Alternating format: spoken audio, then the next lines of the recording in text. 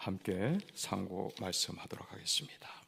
여호와께서 모세에게 이르시되 바로에게 들어가라. 내가 그 마음에 그 신하들이 마음을 완강하게 함은 나의 표징을 그들의 중에 보이기 위함이며 내가 내게 예굽에게 행한 일들 곧 내가 그들의 가운데에서 행한 표징을 네 아들과 네 자손의 귀에 전하기 위함이라. 너희는 내가 여호와인 줄 알리라. 모세와 아론이 바로에게 들어가서 그에게 이르되 히브리 사람의 하나님 여호와께서 말씀하시기를 네가 어느 때까지 내 앞에 겸비하지 아니하겠느냐. 내 백성을 보내라. 그들이 나를 섬길 것이라. 네가 만일 네 백성 보내기를 거절하면 내일 내가 메뚜기를 네 경내에 들어가게 하리니 메뚜기가 지면을 덮어서 사람이 땅을 볼 수 없을 것이라. 메뚜기가 네게 남은 그것을 곧 우박을 면하고 남은 것을 먹으며 너희를 위하여 들에서 자라나는 모든 나무를 먹을 것이며 또 네 집들과 네 모든 신하들의 집들과 모든 애굽 사람의 집들에 가득하리니 이는 네 아버지와 네 조상이 이 땅에 있었던 그날부터 오늘까지 보지 못했던 것이라 하셨다고 하고 돌이켜 바로에게 나오니 바로의 신하들이 그에게 말하되 어느 때까지 이 사람이 우리의 함정이 되리까. 그 사람들을 보내어 그들의 하나님 여호와께서 여호와를 섬기게 하소서. 왕은 아직도 애굽이 망한 줄 알지 못하시나이까 하고 모세와 아론을 바로에게 다시 데려오니 바로가 그들에게 이르되 가서 너희 하나님 여호와를 섬기라. 갈 자는 누구냐. 모세가 이르되 우리가 여호와 앞에 절기를 지킬 것인지 우리가 남녀노소와 양과 소를 데리고 가겠나이다. 바로가 그들에게 이르되 내가 너희와 너희 어린 아이들을 보내면 여호와가 너희와 함께함 같으니라. 보라 그것이 너희에게 나쁜 것이니라. 그렇게 하지 말고 너희 장정만 가서 여호와를 섬기라. 이것이 너희가 구하는 바니라. 이에 그들이 바로 앞에서 쫓겨나니라. 여호와께서 모세에게 이르되 애굽 땅 위에 네 손을 내밀어 메뚜기를 애굽 땅에 올라오게 하여 우박에 상하지 아니한 밭을 모든 채소를 먹게 하라. 모세가 애굽 땅에 그들의 지팡이를 들매 여호와께서 동풍을 일으켜 온 낮과 온 밤을 불게 하시니 아침이 되며 동풍이 메뚜기를 불어들인지라. 메뚜기가 애굽의 온 땅에 이르러 그 사방에 내림에 그 피해가 심하니 이런 메뚜기는 전에도 없었고 후에도 없을 것이라. 메뚜기가 온 땅을 덮어 땅이 어둡게 되었으며 메뚜기가 우박을 상하지 아니한 밭의 채소와 나무 열매를 다 먹었으므로 애굽의 온 땅에서 나무나 밭의 채소나 푸른 것은 남지 아니하였더라. 바로가 모세와 아론을 급히 불러 이르되 네가 너희 하나님 여호와를 너희에게 죄를 지었으니 바라건대 이번만 나의 죄를 용서하고 너희의 하나님 여호와께서 구하여 이 죽음 많은 내게서 떠나가게 하라. 그가 바로에게서 나가서 여호와께 구하매 여호와께서 돌이켜 강렬한 서풍을 불게 하사 메뚜기를 홍해로 불어 몰아넣으시니 애굽 온 땅에 메뚜기가 하나도 남지 아니하리라. 그러나 여호와께서 바로의 마음을 완악하게 하셨으므로 이스라엘 자손을 보내지 아니하셨더라. 여호와께서 모세에게 이르시되 하늘을 향하여 네 손을 내밀어 애굽 땅 위에 흑암이 있게 하라. 곧 더듬을 만한 흑암이니라. 모세와가 하늘을 향하여 손을 내밀 때 깜깜한 흑암이 3일 동안 애굽 온 땅에 있어서 그 동안 사람들이 볼 수 없으므로 자기 처소에서 일어나는 자가 없으되 온 이스라엘 자손이 거주하는 곳에는 빛이 있었더라.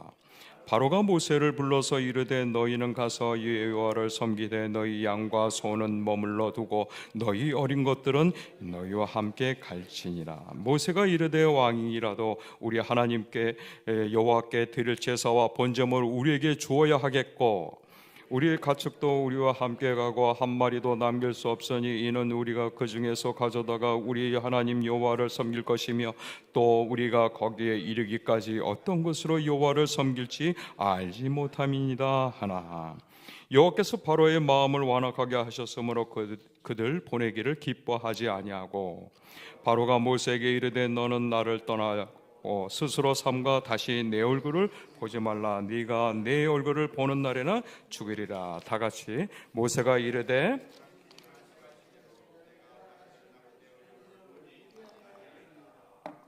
아멘.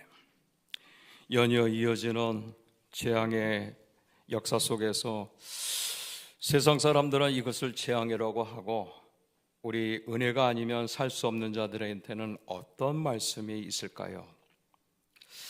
이 세상에는 분명한 차이들이 참 많습니다. 그러나 구원의 차원에서 두 가지가 있죠. 하나님의 은혜를 억지로 거부하는 자와 하나님의 은혜로만 사는 자들이 있습니다. 여기 계신 분들은 모두 하나님의 은혜로 살아가는 자임을 믿으시기 바랍니다. 찬송가처럼 455장 하나님의 은혜로 살아가는 특징이 있습니다. 어떤 특징일까요? 바로 주님의 마음을 닮아간다는 것입니다. 이 험악한 세상에 나는 무엇을 사는가? 오늘 출애굽기 10장의 말씀을 통해서 여러분들의 신앙을 점검해 보시기 바랍니다. 본론부터 들어간다면 두 가지 질문을 할 수 있어요. 첫 번째 질문은 왜 바로는 그런 재앙 가운데 완악, 쉬운 성경에는 고집이라고 써있는데 고집을 부리는가 합니다. 두 번째는 재앙 앞에 있는 이 바로와 모세를 통해서 하나님은 우리에게 어떤 영적 의미를 주는가입니다. 이 두 가지를 통해서 저는 묵상하는 동안 하나님께 저에게 주시는 특별한 선물들이 몇 가지가 있었습니다. 그래서 그 선물들을 혹은 오늘 말씀을 통해서 성령께서 나에게 이런 깨달음을 주셨습니다 하고 저에게 문자를 보내주시면 제가 말씀 노트, 감사 노트를 선물로 드리도록 하겠습니다. 단 1,000원이지만 성령께서 저에게 감동 주셔서 그렇게 하고요. 또 제가 기록한 선물 중에 그것이 다 들어있으면 특별한 선물을 준비했습니다. 저희 사랑부에 들리시면 제가 그 간증을 한번 나눠보시고 그리고 제가 준비된 선물을 드리도록 하겠습니다. 첫 번째, 왜 바로의 왕은 재앙 앞에 고집, 완악함을 부리고 있는가입니다. 결론부터 말씀을 드린다면 영적 어두움에 갇혀있기 때문에 그렇습니다. 영적 어두움에 갇히면 자신이 하는 이 모든 행동이 하나님 앞에 불순종인 것을 모릅니다. 두 번째는 지금 하나님 앞에 포기할 수 없는 것들이 바로에게는 너무너무 많은 것들을 우리는 목도하게 됩니다. 그렇다면 여러분들이 출애굽기 7장부터 시작하는 이 재앙의 특징들을 잠깐 돌아보도록 하겠습니다. 제일 먼저 나오는 이 피해 재앙은 아시겠지만 이 애굽에는 이 젖줄이라는 풍요한 강물이 흐릅니다. 나인강이라고 그러죠. 이 나인강은 그들의 자부심입니다. 그러나 이 나인강의 그 자부심이 하나님께서는 피로 물들어서 그들이 저주에 빠지게 됩니다. 뿐만 아닙니다. 개구리, 그들의 풍요의 신이죠. 이 사막의 신입니다. 그의 파리, 이들은 이 지역에서 자신들의 풍요를 자랑하고자 그 풍요의 신인 이 우상들에게 제사 의식을 드립니다. 목적이 뭘까요? 다른 거 없습니다. 풍요와 장수죠. 건강입니다. 그러니까 이러한 건강을 위해서 그들은 우상을 만들었고 우상을 섬기는데 그 이 우상을 제일 먼저 하나님께서는 무효화시킵니다. 이어서 진행되는 이 돌림병, 악성종기, 우박, 그리고 오늘 10장에 있는 메뚜기와 흑암이 있습니다. 이런 것들을 점점 가면 갈수록 우리는 이 강도가 이 천재지변에 대한 강도가 점점 커지고 있는 것을 알 수 있죠. 그런데 이 바로는 그것을 모릅니다. 모르는 건지 묵인하는 건지 잘 모르겠지만 일단은 어쨌든 이 천재지변의 재앙의 이 깊이는 더 커지고 있죠. 그러나 분명한 것은 우리가 알 수 있는 것은 바로 이 사건들을 통해서 하나님께서는 이 두 가지 목적이 있다는 거죠. 첫 번째는 계속 지속적인 그런 재앙 가운데 하나님은 저들에게 죄에 잊지 말고 회개할 기회를 드리고 있다는 겁니다. 주고 있다는 거죠. 두 번째는 신실하신 하나님, 살아계신 하나님의 이 권능을 우리는 목도할 수 있습니다. 하나님의 존재죠. 그럼에도 불구하고 바로는 완악해집니다. 무엇이 그들을 완악하게 했을까요? 이 본문을 통해서 세 가지를 볼 수 있는데, 첫 번째는 자신의 교만합니다. 우리가 교만한 이 단어는 세상에서 많이 익숙해져 있어요. 우리가 교만하다는 것들을 언제 느낄 수 있을까요?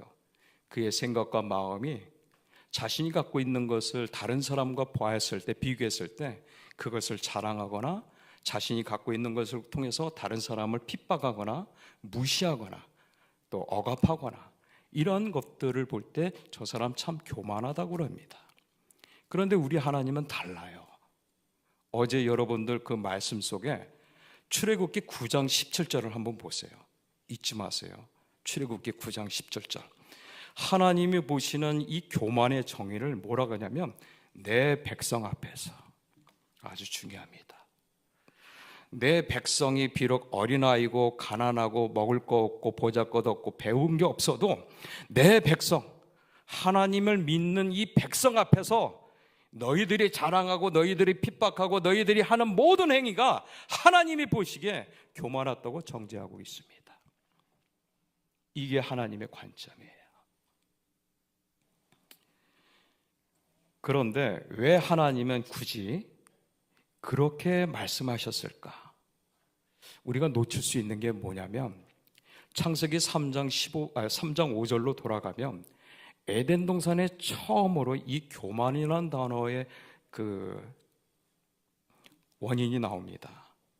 에덴 동산에서 아담과 하와가 있을 때 그를 유혹한 자가 바로 사탄이었고, 사탄은 그들을 어떻게 유혹했냐면 하나님같이 되어라고 합니다. 바로 세상에서 하나님같이 되어서 그 마음으로 하나님의 말씀대로 순종하는 자들을 핍박하고 멸시하고 조롱하고 하는 자들을 하나님은 교만이라고 합니다. 왜요? 그들의 마음의 역사에 사탄이 역사하기 때문에 그런 거예요. 그래서 그는 완악해졌고, 두 번째로 완악해진 이유가 있습니다. 바로는 자신의 존재에 대해서 오해를 하고 있어요. 왜? 그 당시 그 지역만 돼도 왕은 신과 같은 존재였습니다. 그래서 신 앞에서 나올 수 있는 유일한 사람은 왕이었고, 왕은 모든 백성들에게 화해자요 중재자요 신을 대리하는 자였습니다. 그러다 보니까 그는 자신이 갖고 있는 모든 권력과 권세를 통해서 그들의 백성을 발 아래 뒀죠. 그러니 하나님이 재앙을 뿌려도 또 다른 신이라고 생각하고 그는 하나님의 역사에 대해서 불순종하는 마음을 가졌던 것입니다. 그러니까 그를 완악하게 된 거죠. 세 번째는 굉장히 중요합니다. 그가 그렇게 완악하게 할 수밖에 없는 것은 바로 그에게는 하나님의 구속 경륜을 무시했다는 거예요. 이 얘기는 뭐냐면 바로는 언약 백성일까요? 언약 백성이 아닐까요?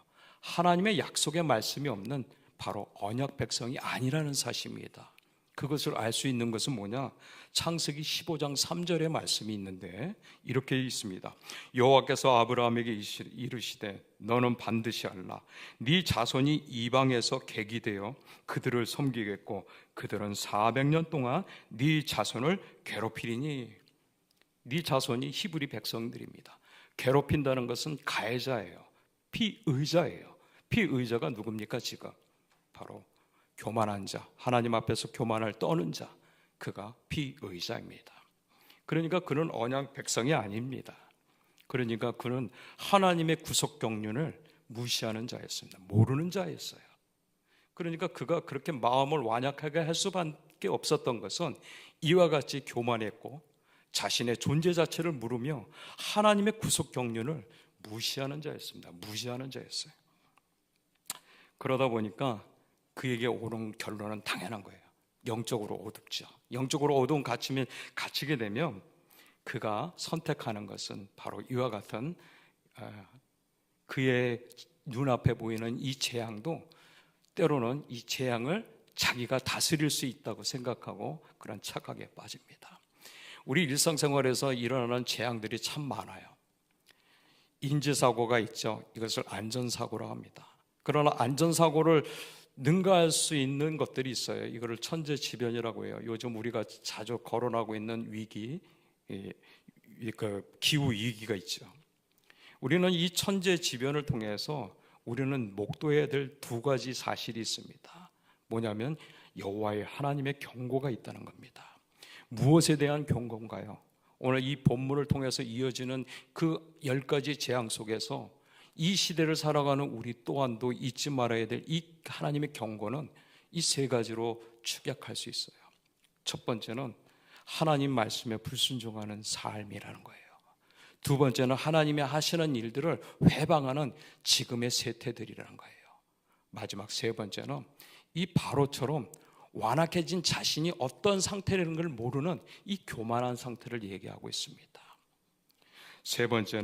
두 번째는 하나님께서 우리 이 시대에 일어나는 많은 천재지변과 같은 이 재앙을 통해서 하나님은 계속 예수께서 말씀하셨던 것처럼 이 재난의 시작이 바로 우리 삶 속에서 같이 가까이 있음인데 그 정도가 굉장히 더 심각해지는 거예요. 이 얘기는 뭐예요? 바로 우리에게 이 재난을 통해서 회개의 기회를 준다는 것은 우리를 잊지 말아야 될 것입니다. 그럼에도 불구하고 세상 사람들은 돌아오지 않고 여전히 이렇게 악을 범하는 것은 그들이 바로처럼 어디에 갇혀 있다고요? 영적 어둠에 갇혀 있기 때문에 계속 재난을 초래하고 있는 것입니다.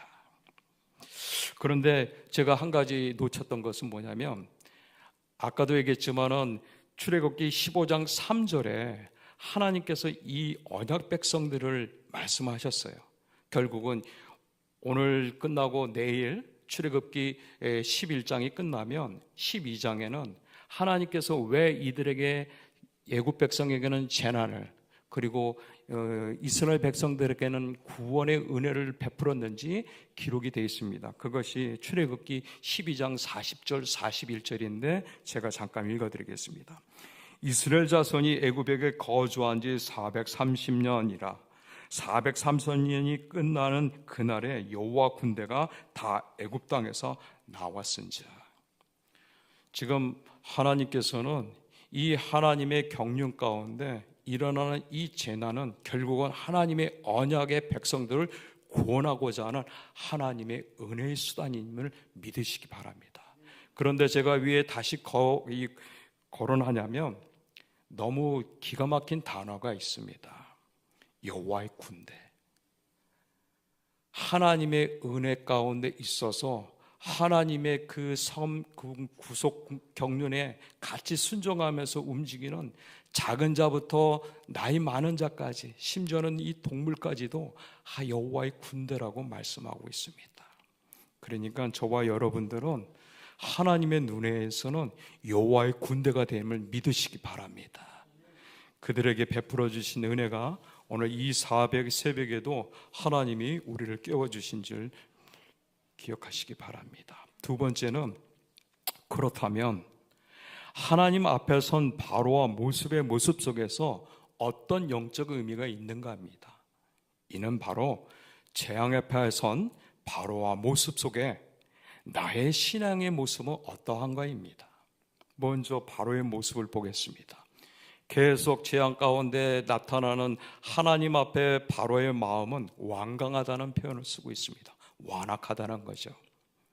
그가 완악할 수밖에 없는 것은 신에 대한 그런 제사의 오해로 인해서 그는 계속 일어나는 현상에 대해서 하나님을 보는 게 아니라 볼 수도 없죠. 영적인 어둠에.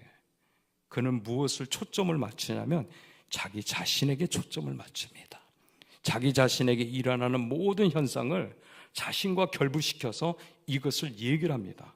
그 얘기가 세 가지로 나눌 수 있는데 첫 번째 7절에는 뭐라고 얘기했냐면 지금 애굽에 있는 신하들은 이 이스라엘 백성들이 하나님 편에 있기 때문에 그들은 우리의 함정이 된다. 그들을 괴롭히는 것은 우리가 더 재난을 재촉한 것이라고 알고 있어요. 그리고 또 뭐라고 하냐면 왕한테 왕이시여 우리 애굽이 망한 줄 모르니까 하고 오히려 따지고 있습니다. 그런데 이 얘기를 들은 바로는 어떻게 합니까? 그래? 난 몰라. 모르는 척하고 있어요. 여러분들 마음이 완강한 자를 한번 보십시오. 그들이 어떻게 대응을 하는지. 자기 잘못을 절대 부인하지 않습니다. 은혜로 살아가는 자는 어떤 상황이 되더라도 먼저 나의 잘못을 돌아봅니다. 그런데 육체로 살아가는 자들은, 교만에 속해 있는 자들은 자신의 잘못을 몰라요. 왜? 알아도 자신의 자존심이 허락질 않아요. 11절 한번 볼까요? 메뚜기 재앙 때 이렇게 합니다. 장정만 가서 여호와를 섬기게 해라. 회유책을 합니다. 내가 요것만은 내가 너한테 잠깐 허락을 하니까 다시 돌아와라. 이렇게 조삼모사식으로 회유책을 합니다. 그 다음에 흑암 재앙을 통해서 또 이것도 어떤 그 얕은 꾀를 보여주냐면 24절에 너희 왕과 손은 머물러 두고, 무엇이 중요해요? 내 재산이 중요하다는 거예요. 내게 가장 중요한 것이 뭐예요? 너희들보다 가장 없어서는 안 돼. 내 재산의 손해가 그렇게 힘들다는 거예요. 그러니까 어떻게 해요? 경제적인 손실을 따집니다. 한번 우리 주변에 살펴보십시오. 아니, 그러지 말고 나는 어떤가 한번 살펴보세요. 나는 지금 일어나는 현상 앞에서 이렇게 바로의 모습처럼 정말 잘못을 부인하고 또 회유하며 그리고 경제적인 손실에 대해서 아까워하는지 생각해 보십시오. 그런데 그들이 이렇게 할 수밖에 없는 이유가 있습니다. 아주 치명적인 이유예요. 뭔지 아십니까? 그들이 제일 두려워하는 거 목숨이에요. 목숨. 우리 17절에 보면은 이 죽음만은 내게서 떠나가게 하라. 내가 다른 것은 다 양보할 수 있는데 이 목숨만은 양보할 수 없다고 합니다. 뭐예요? 소중한 것들은 잃어버리는 것에 대해서 난 참을 수 없다는 거예요. 이게 어떤 사람이냐면 육체에 속해 있는 사람들이에요. 그러나 은혜로 살아가는 사람들은 뭐가 다를까요? 바로 목숨보다 믿음이 더 중요한 줄 믿으시기 바랍니다. 목숨을 잃으면 선교예요. 그러나 믿음을 잃으면 심판인 줄 믿으시기 바랍니다. 그걸 모르는 거예요. 세상 사람들 육체로 살아가는 사람은 자기 목숨을 중요하게 생각해요. 그러나 은혜 안에 살고 은혜로 살아가는 사람은 믿음을 중요한 줄 믿으시기 바랍니다. 모세는 어떤 신앙의 모습을 갖고 있을까요? 완강한 바로 앞에서 오로지 하나님 앞에만 초점을 두고 있습니다.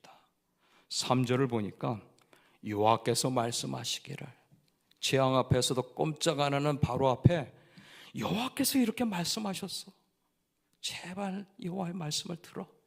여러분들 말 잘 듣지 않는 자녀들 속상하지요? 복음을 전하지만 복음을 잘 받아들이지 않는 분들이 계시죠? 그분들 앞에 모세는 어떻게 하고 있습니까? 하나님이 말씀하시기, 내 생각이 아니라 하나님이 이렇게 말씀하셨어. 하나님 앞에 초점을 둡니다. 9절은 어떨까요? 우리가 여호와 앞에 절기를 지킬 것이니 그는 보내는 걸 거부합니다. 그러나 이는 어떻게 해요? 여호와 앞에서 절기를 지킨다는 거. 절기는 뭐예요? 하나님 앞에 봉사와 헌신이에요. 하나님 앞에 봉사와 헌신. 우리는 가끔가다 그래요.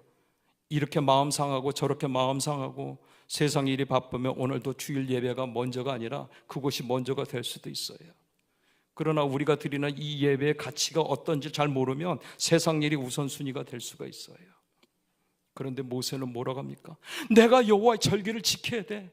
그런 거 네가 아무리 해우책을 해도 난 그렇지 않아. 하나님이 나에게 명령하셨어. 나는 그 명령을, 나는 그 자리에 내 백성이 아니라 하나님의 백성을 놀고 그곳까지 가야 돼. 그것이 하나님이 나에게 주신 사명이야. 그는 불복하지 않습니다.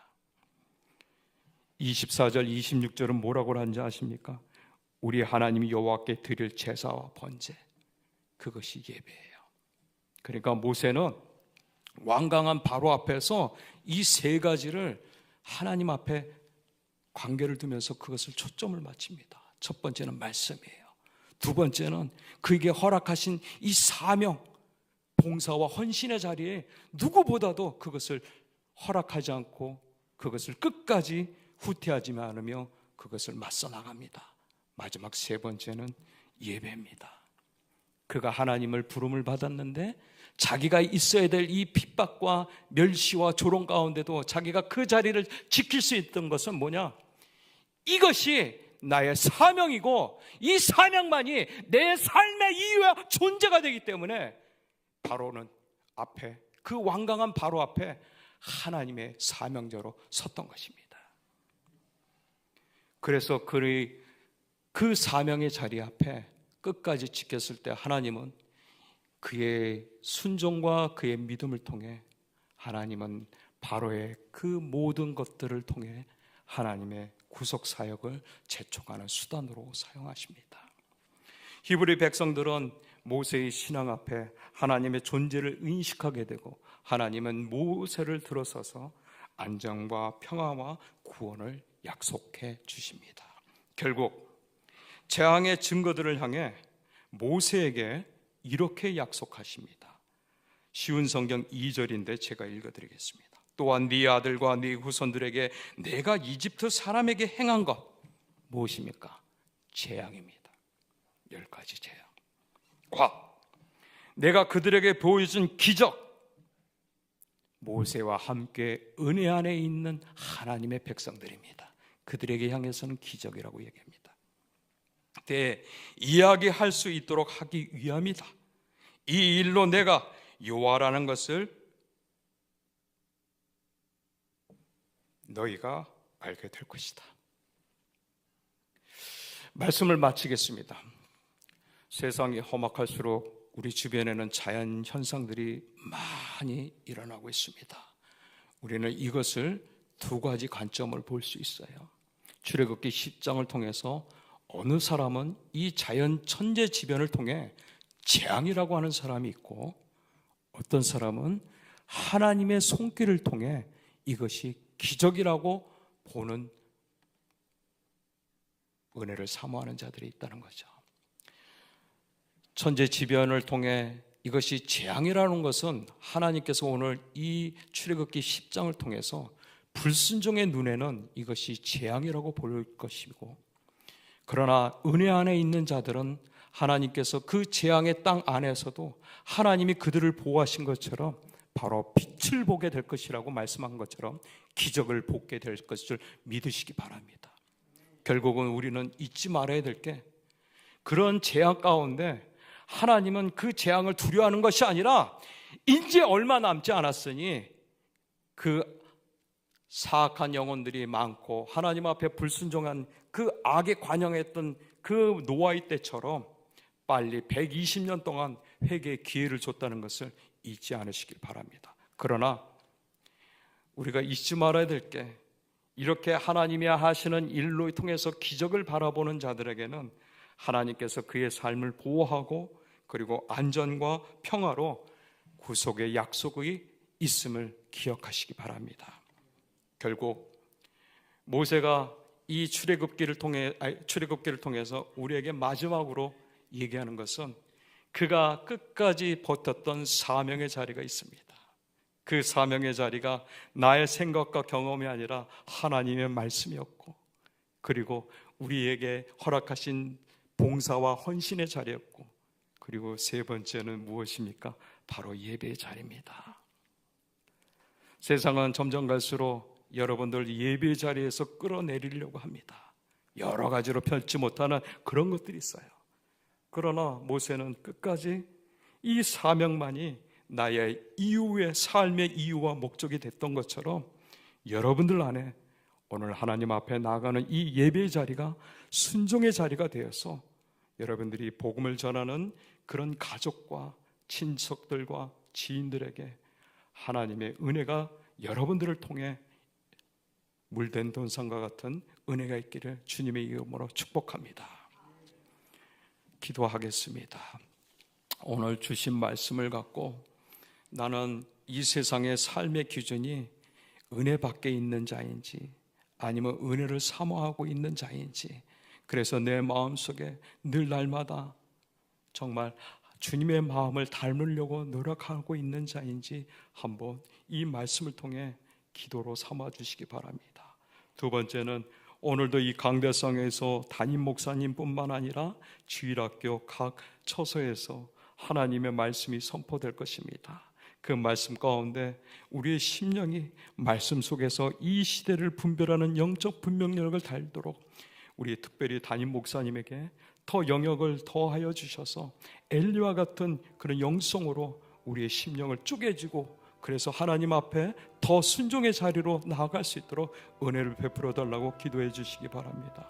오늘 특별히 그동안 하나님의 성전에서 정말 온갖 하나님이 기뻐하는 일들을 순종해왔던 사명자들이 오늘 은퇴식이 있습니다. 그들의 은퇴가 세상 사람처럼 슬픔이 아니라 하나님의 위로가 있는 귀한 은혜의 자리 되달라고 우리 원로원 목사님의 복지사역과 그리고 우리가 섬기고 있는 선교사들을 위해 그리고 각자 가져온 기도 제목을 위해서 우리 주여 이름을 부르며 기도하겠습니다. 주여